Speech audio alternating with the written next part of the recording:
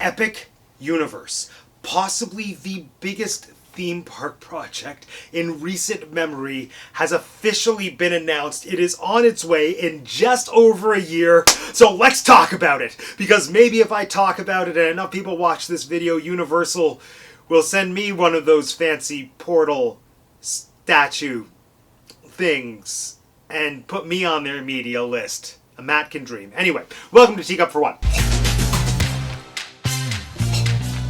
My name is Matt and I have 2 degrees, and theme park fans just got an epic announcement.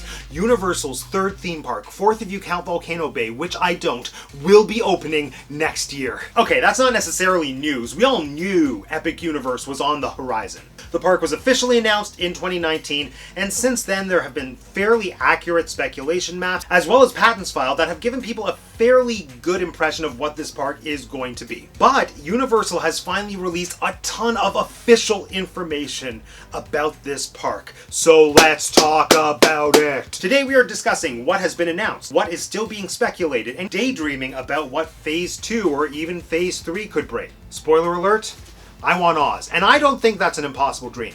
So, let's start at the very beginning. A very good place to... Shut up, Julie Andrews. I'm sorry, you're a national treasure. The park is called Epic Universe, but I was not prepared for how invested Universal was going to be with the space theming. Oh my gosh, I just got it, because it's Universal. And it's space-themed Universal Studios. I know this looks like a bit.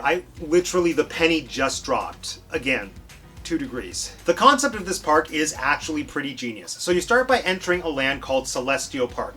And from there, you have access to all these different portals that, teleport you into different lands of the Epic Universe. I mean, that's brilliant. With everything I've been hearing about Epic Universe over the past couple of years, my first thought and biggest complaint has always been, these lands sound cool, but they make absolutely no sense together. And it's true.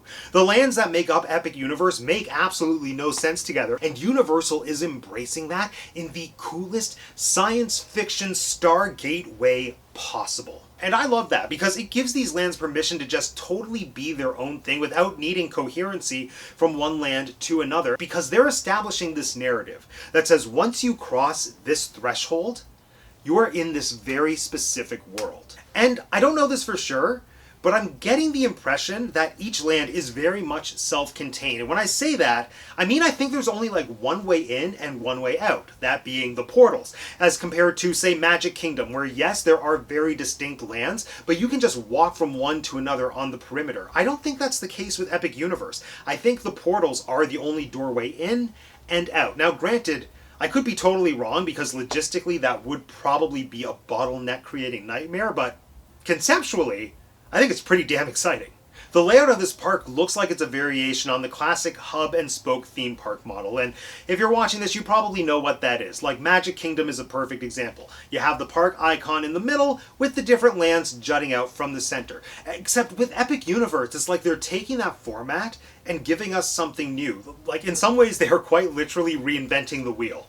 And it begs the question, one day, could other portals show up? I don't know. I'm just saying, it looks like there's a lot of empty space in between the 4 lands that they've announced. Room for expansion. Although that's what we've been saying about Epcot in other countries for 30 some odd years, so don't hold your breath. But I'm getting ahead of myself. Let's break down what we do know is coming and save the daydreaming for the end of the video. As I said, we start in Celestial Park, and this is the only non-IP intellectual property themed land in Epic Universe, and the what do you call Universal Imagineers? The Universal Imaginative Engineers are billing it as the world between worlds. Celestial Park is the landing ground where you can move from one portal to another, but it also looks like such a cool space in and of itself. It kind of looks like they're going in the same direction as Epcot insofar as embracing a very nature-driven vision of the future. Again, to quote the Universal Imaginative Engineers, they wanted to put the park back in theme park. Just looking at the concept art, Celestial Park has this gorgeous steampunk style aesthetic. It sounds like we're going to have a water attraction as well as 2 rides and a variety of shops and restaurants. Now, out of all that, the thing that excites me the most is the Constellation Carousel. Now, yes, at first glance, it just looks like a regular carousel, but it sounds like this ride system is going to have the carousel animals spinning like on a 360-degree axis while the carousel platform is going around in circles. Like, it does sound like a recipe for motion sickness, but I'm the teacup guy. I am all about rides that are going to spin me round and round, and I'm really excited for this ride. Plus, it has that beautiful vintage carousel look. Just this blend of nostalgia with, like, super modern ride technology. That's the kind of thing that makes my theme park love and heart soar. One thing I think Celestial Park is missing, for a hub and spoke park especially, is a park icon. You know, there's no equivalent to Cinderella Castle. There's no equivalent to the Tree of Life. But I think that's intentional. Instead of a castle, I think they're really playing into these portals as the visual icon of the park. And that's really fun because they all have a similar structure, but they're all uniquely themed. So I almost think like the mini challenge photo opportunity when you visit Epic Universe is getting a photo, a selfie, like a family portrait in front of each portal. That's so cool. But that said, Celestial Park does kind of have a big structure in the middle of it, which is a hotel. And I'm just going to say it, I don't understand hotels in theme parks. I know they exist. I know this is not a new thing. I know they have one in Disneyland Paris. I think there's one in Tokyo Disney or Tokyo Disney Sea, if not both. And like, how does that work? Like, do you have to have a theme park ticket to get into the hotel? Do you have to have a hotel reservation to get into the theme park? Well, I know that's not the case, but like, can a normal person who can't afford to stay at that hotel like me just go to check out the hotel for like a meal, assuming they have restaurants? Are the restaurants exclusive to people who are going to the theme park? I know, I could Google all of these answers, but I'm not going to, because again, I'll never be able to afford to stay there. Okay, let's dive into these portals. Now, full disclosure, obligatory disclaimer, there is a lot of unverified information when it comes to Epic Universe. Like, it's fairly good unverified information that people have pulled from looking at patents and aerial photos, but I'm fairly certain that at the time of recording this video, Universal has only confirmed attraction details for Celestial Park, which I've already discussed. So, everything we're about to talk about is pure speculation paired with Matt's hopes and dreams. One thing I will say is that when you look at those aerial construction photos of Epic Universe, the sheer scale is mind-boggling. Like, it looks like every land in this park is going to have the level of size and spectacle that we saw with Diagon Alley in Universal Studios, but for the entire theme park. Which is why I'm so excited for it. Alright, let's dive in. For real this time. First portal! How to Train Your Dragon, Isle of Berk. I have no context for this land. I have never seen a movie about training dragons and how to do so. Although, I did go to see the How to Train Your Dragon arena tour a couple years ago, and it was literally just me as an adult, and I just went because I wanted to see life-size dragons flying around. And you know what?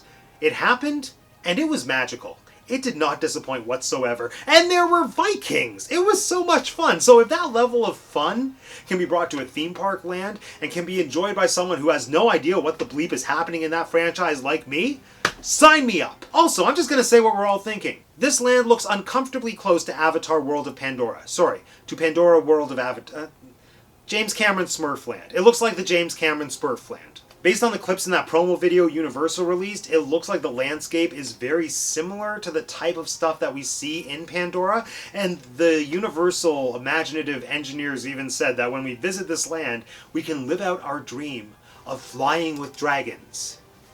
Kind of similar to flying on a banshee, right? I mean, there's no way that the similarities to Pandora went unnoticed, right? Right? I mean, they might have even been intentional. So what I'm curious to see is how it lives up to Pandora. Like, it's inevitable that there's going to be some kind of ride or dragon ride, and the standard for that has already been set by Disney with Flight of Passage, and that's a very screen-heavy ride. Universal is supposed to be the land of screen-based attractions. So what are they going to do to amplify that, to make their ride a dragon experience that much more engaging than the one that Disney has already done, which is kind of perfect. I'll tell you what I want. It's not going to happen, but I'll tell you what I want. I want to ride a dragon through a giant show building full of physical sets. Like, I want this to be me. I want this to be my dragon. Ugh.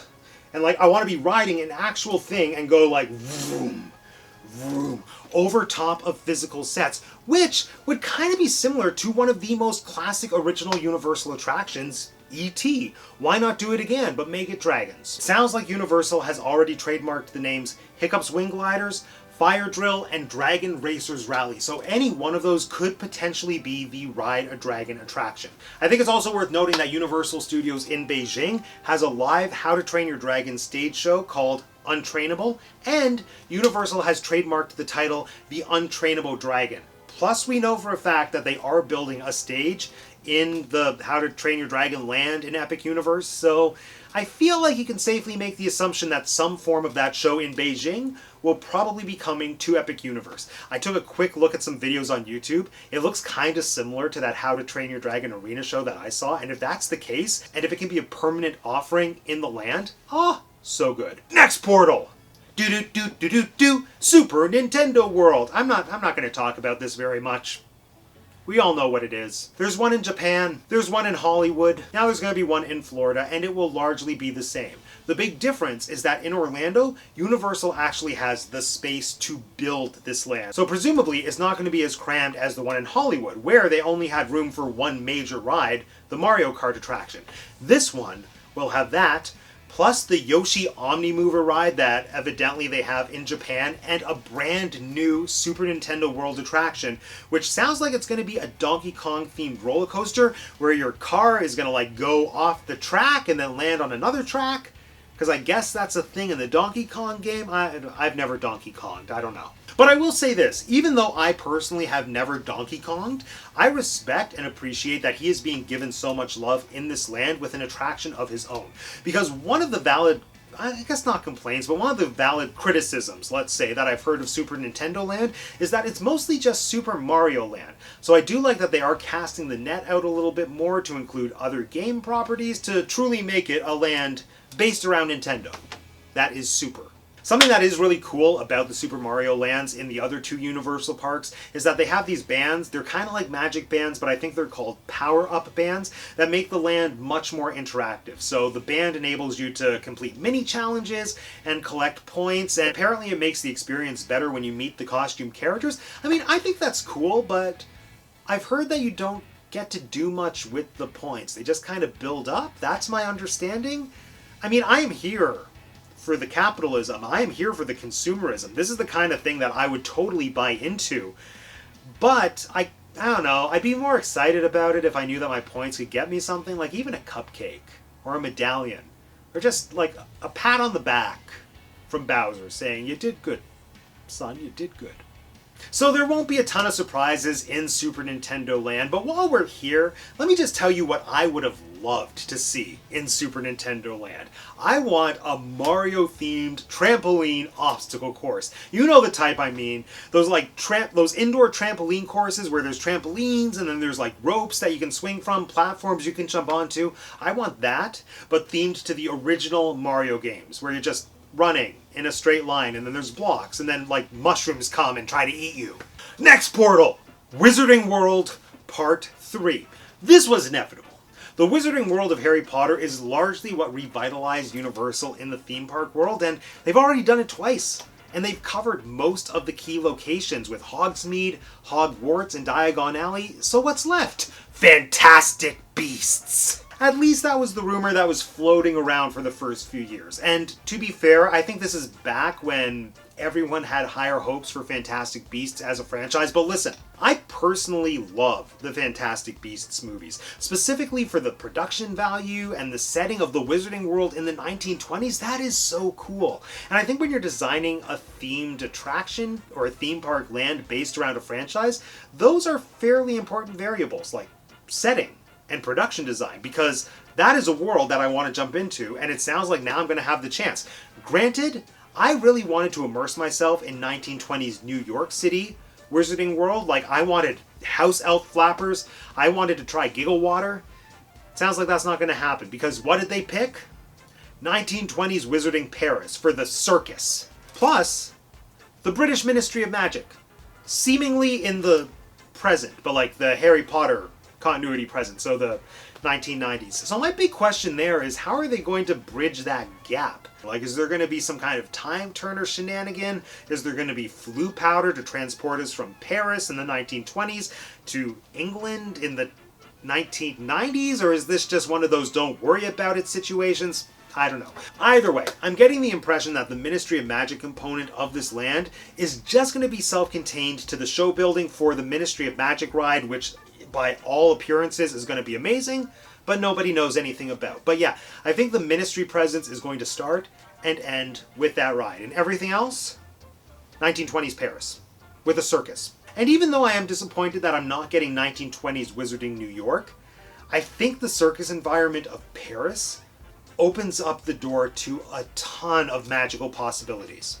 And let me make one bold statement. I have only spent one day of my life in a Universal theme park, but in some ways, I preferred their live entertainment to Disney's. Specifically because they have so many bite-sized shows that make use of the environment that you can enjoy in under 15 minutes. I adored that, and I would love to see that carried over into this new wizarding world of Harry Potter. Like, I'm hoping this land sets the stage, literally, for some cool hybrid circus and magic show performances. There is a golden opportunity here for some legitimate circus acts like acrobats, mixed in with stage illusions, mixed in with Wizarding World style puppets.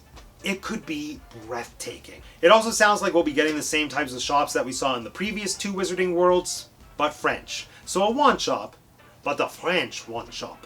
A robe shop, but a French robe shop. A candy shop, but a French candy shop. Although I don't think they'll be serving French candy. I think it'll be the same candy, but in French. Next portal! Dark Universe. This land, this has so much potential. This could be the coolest land in the entire park. It's an entire land based on Universal's legacy, their monster movies. And I'll say it right now, I'm worried they're not going to get it right. Why? Does the name Dark Universe mean anything to you? Does it sound vaguely familiar? It should, because it's the name of the franchise that Universal tried to launch for their Monster Cinematic Universe. Yeah, that's right. Universal tried to pull a Marvel and launch an entire cinematic universe based around their classic monster characters, but they tried to turn them into sexy action stars. The Dark Universe franchise started and ended with the Tom Cruise The Mummy reboot, and apparently the entire project was shelved because of how not good that movie was. Or, sorry, that's not fair. I didn't see it, but because of how not good that movie performed at the box office. And apparently Russell Crowe was in that film as Dr. Jekyll and Mr. Hyde, and he was being set up to be like the Nick Fury of monsters? Anyway, Universal really seems to be beating a dead horse with this whole thing, because that concept art that they released of how the monsters will look in the Dark Universe, in Epic Universe, like, it looks like they were designed with the same mentality that that whole Tom Cruise movie had, which was, let's take the monsters and make them sexy. Newsflash. They were already sexy. Look, I am in no way an expert on the horror genre, so take this opinion with a grain of salt, but I think Universal needs to treat their monsters the way that Disney treats their princesses. Character integrity is everything here. You don't mess with a classic. Building a theme park around these reimagined monsters, it would be like going to the Magic Kingdom and meeting the gritty, aggressive, non-Disney Kristen Stewart version of Snow White. Like, nobody wants that. You go there because you have a picture in your head of who this character is, and you want to meet that in the parks. Universal's legacy with these characters is all rooted in nostalgia. You don't go to Universal because you love Frankenstein's monster. You go to Universal because you love Boris Karloff as Frankenstein's monster. Like, have you seen the videos on Instagram of Universal Studios in Hollywood? They have meet and greets with the classic monsters. It's campy, it's delightful, it looks like so much fun. And you know, maybe these reimagined monsters could work if Universal could get some new films off the ground to reintroduce us to them in this light, but They haven't had success with doing that yet, so I really think the strength of these monsters lies in that campy nostalgia that comes with the original movies. That made them classics in the first place. Okay, I'm getting off my soapbox. Even though I'm worried the characters might not be done justice in this new land, everything I've seen surrounding the attractions for Dark Universe is pretty exciting. The land is rumored to be a village full of monsters, including a windmill with a fire effect, which means they're going full Frankenstein. That makes me very happy. Based on patents filed by Universal, it sounds like the main attraction in this land is going to be called Monsters Unchained, the Frankenstein Experiment, and I will not lie, it sounds really cool. It's going to be set inside a large Gothic manor, and it's probably going to utilize a ride system similar to Harry Potter and the Forbidden Journey, and it's going to take you through the manor where you will likely encounter all of the classic monsters. If I had it my way, they would literally be the classic monsters, but they're probably going to be weird, creepy, somewhat uncomfortably sexy descendants of the classic monsters, but like whatever, I'll take what I can get. But if it is in fact a similar ride system to Harry Potter and the Forbidden Journey, I am hoping that means we get some top tier physical sets. Like this could be the ride I was saying I wanted in the How to Train Your Dragon Land, where you're being suspended and taken through all of these different beautiful physical settings and not just like strapping us in and making us look at screens, Clockwork Orange style. Honestly, despite all my pessimism, I am still very excited by the Monster Land. It does sound like the attractions and physical structures are going to be embracing the aesthetics of those classic monster movies, so at the very least we'll get a land that brings those settings to life, and hopefully Universal will realize that the people being me, want the classic monsters, and they'll throw them in there as well. It's also pretty exciting, like in theory, to have an entire theme park land dedicated to horror. I mean, has that ever happened before? And to build on that, doesn't Universal always have some kind of classic monster-themed house as a part of Halloween Horror Nights? Now hear me out, there's no speculation about this. This is just me dreaming and musing about what I think would be really cool. Imagine if they had just a big open space where they could transfer the Universal Classic Monsters house from Halloween Horror Nights into Epic Universe, at the conclusion of a Halloween Horror Nights season. That way, for the entire year following, like that Halloween Horror Nights, people could go and encounter the classic Universal Monsters house in Epic Universe. It would just be this really cool way to have an attraction that's constantly being reinvigorated and reinvented year after year. I think it would be a great advertisement for Halloween Horror Nights, like the full experience for people who haven't been to one before. I don't know, I think that would be really exciting. Maybe it'll happen. Probably won't. But can you imagine how cool it would be if it did? So, that's Epic Universe. I'm not gonna lie, I'm actually a lot more excited for this theme park than I thought I was going to be. Like, to the point where I feel like I'm gonna actively prioritize a trip to Orlando just to check out this park sometime in 2025. And it's not even that the franchises making up this park excite me all that much. I think it's the fact that this is the first major theme park being built in North America in the past 20, if not more years. With Wizarding World, Pandora, and Galaxy's Edge, the bar has been significantly raised for this era of theme parks. And this is the first brand new theme park being built in this era. And everything I just talked about is only the beginning. If you just Google Epic Universe Phase 2, there are already rumors and speculations about what additional attractions could be added into the park after its initial opening. Those rumors include some kind of Luigi's Mansion attraction for Nintendo Land, as well as a Creature from the Black Lagoon boat ride for Dark Universe. That would be so cool! Like, imagine you're in a boat and then a claw comes out from the water? I'd be terrified. But, like I said at the beginning of the video, if this park does well, and I think it will, there is undoubtable opportunity to add more portals and more lands. So that begs the question, what could come next? If we look at some of the franchises Universal already owns, I think some realistic, viable possibilities could be a Trolls Land, or a land themed around Sing. Some less likely possibilities could be Back to the Future Land, which would just, I would cry. Or a 50 Shades of Grey Land, because apparently they own that as well. Can you imagine a 50 Shades of Grey obstacle course? Okay. And then there's the land that I want so badly in my heart. The Land of Oz. And it's not just wishful thinking. It could happen. And yes, I know, Warner Brothers does technically own the 1939 Wizard of Oz movie, but you know what Universal owns? Wicked. And you know what major movie franchise is kicking off this year?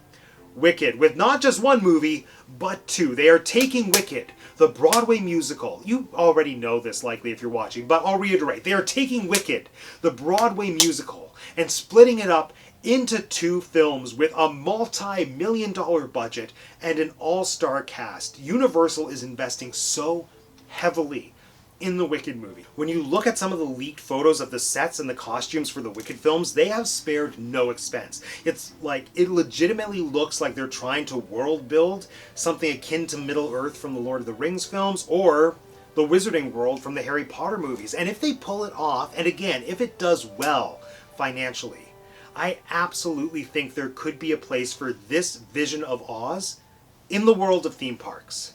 Now, obviously, we couldn't have the 1939 Oz, but we could still have an Emerald City and a Yellow Brick Road. And if you're immersing yourself in an Oz theme park, those are really the two key ingredients that you need, and MGM doesn't own those. And then it begs the question, what kind of rides and attractions could they possibly have in an Oz theme park land? Well, take your pick, because there was an entire Oz theme park, not land, an entire Oz theme park that was conceptualized and designed by the people who eventually went on to create Universal's Islands of Adventures. And that amazing Wizard of Oz theme park, sadly, never saw the light of day. But someone did all the work, and they came up with like 20 plus Oz-themed attractions for people of all ages.